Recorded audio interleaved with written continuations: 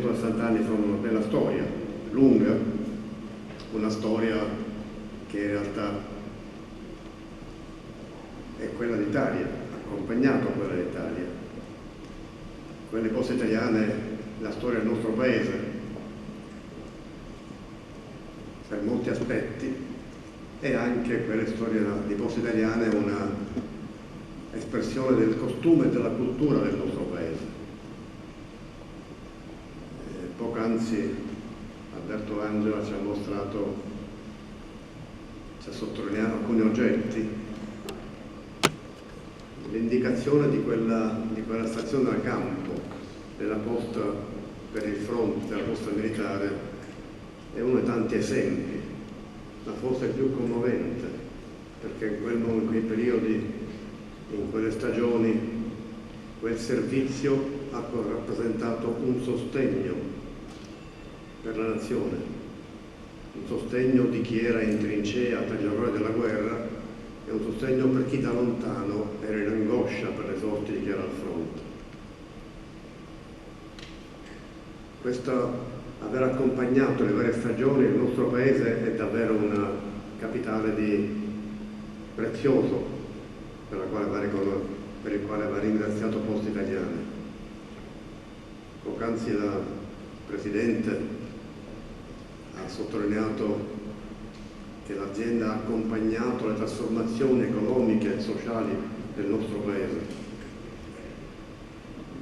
Sì, passando e le ha queste trasformazioni vissute, le ha fatte proprie, le ha anche manifestate, passando dal telegrafo, che poc'anzi abbiamo visto qui su questo palco, agli strumenti più avanzati del digitale.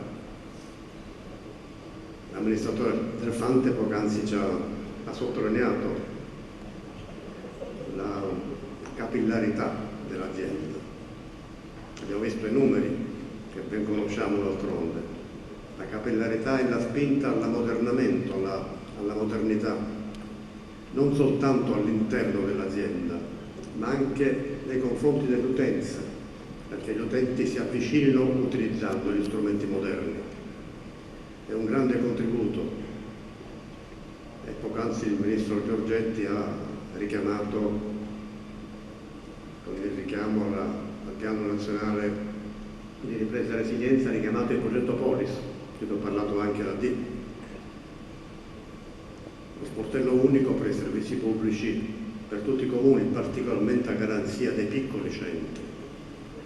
Questa vicinanza alle persone e ai territori, perché appunto nessuno rimanga indietro, che l'azienda ha confermato in questi anni, ha sottolineato in questi anni, è un grande contributo al nostro Paese, a territori importanti del nostro Paese, la cui condizione è una precondizione perché il Paese possa svilupparsi ulteriormente.